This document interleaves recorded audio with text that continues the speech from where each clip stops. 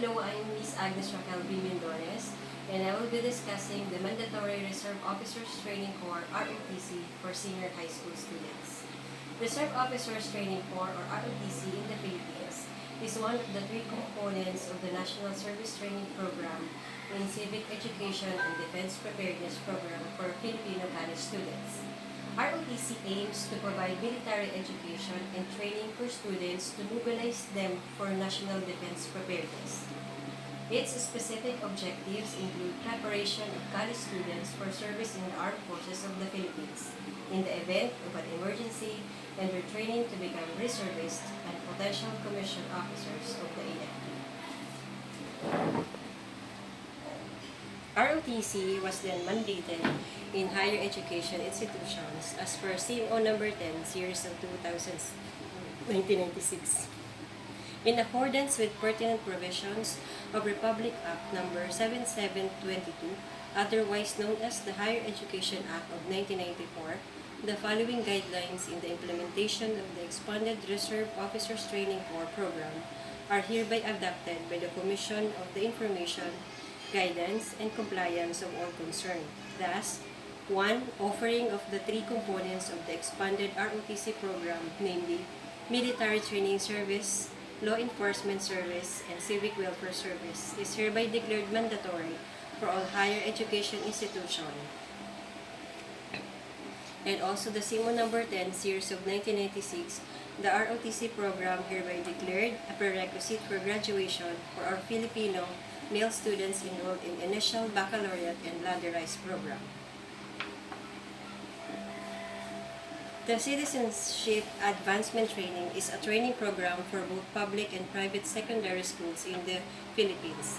It aims to enhance the students' social responsibility and commitment to the development of their communities and develop their ability to uphold law and order as they assume active participation in community activities and in assisting the members of the community, especially in times of emergency.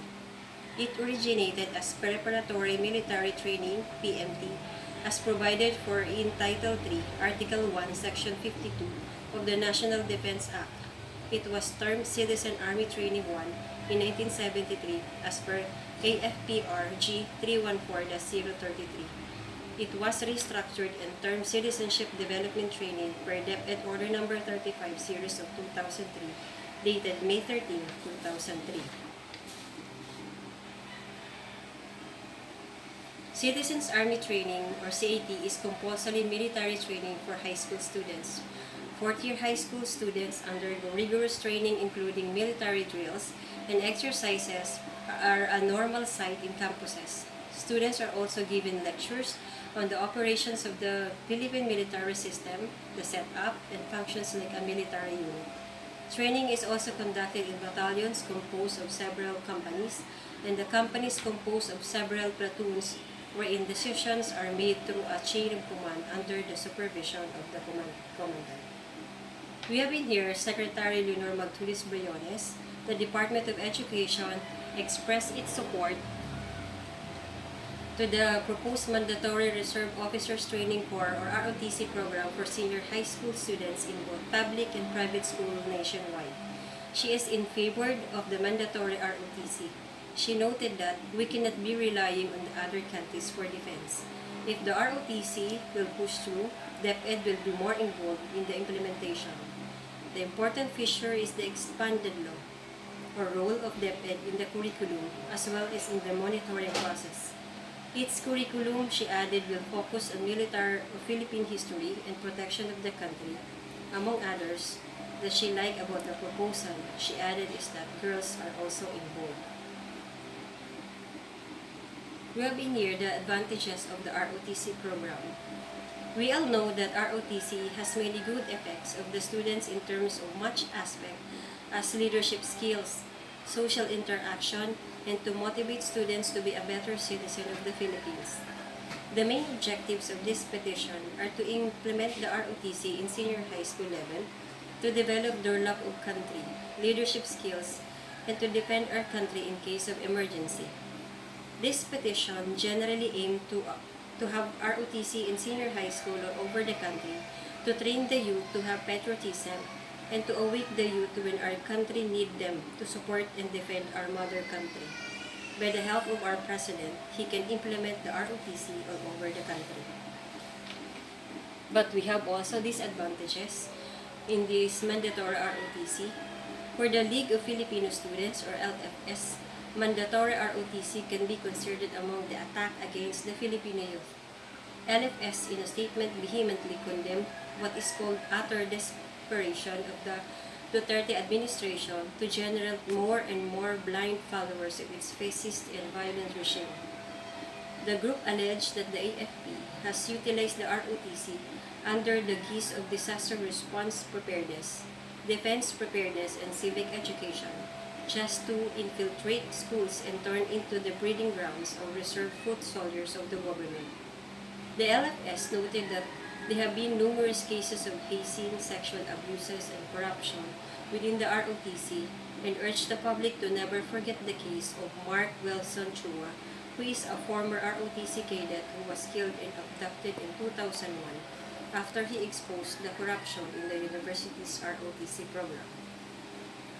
In imposing the ROTC, I'm not agreeing it because it can only waste the time of the students, especially in their academic performance, and also because of its disadvantages that the students may encounter during their training.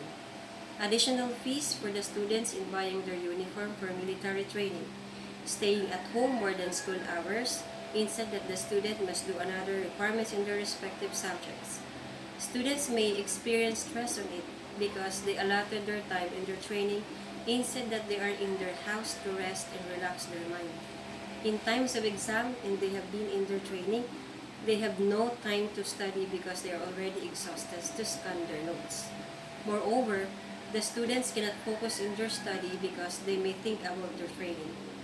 If they can cope with it, they may get a low grade for the subject ROTC. And how about the students that have a heart problem, for the students that can experience a problem in breathing? It is okay if it is not compulsory because some students may want to focus in their specialization and some are not favored to have this subject ROTC and they think that they cannot benefit in it because they don't want to work in outdoor. It may be useless for the students that the courses that they choose is not closely related to that subject. So instead, they may focus in their mind in their specialization course. We have a lots of challenges in the before the opening of classes and possible preparation of the mandatory ROTC. We have in here number 1, it is struggling in hiring qualified faculty or a commandant. Needed facilities and materials. Of course, a large population needs more spaces. Establish a grievance committee wherein the aim is that our student will not be subject to abuse. Of course, we have the establishment of an ROTC Instructors Academy to provide capacity building for our instructors, and the 2-year pilot program.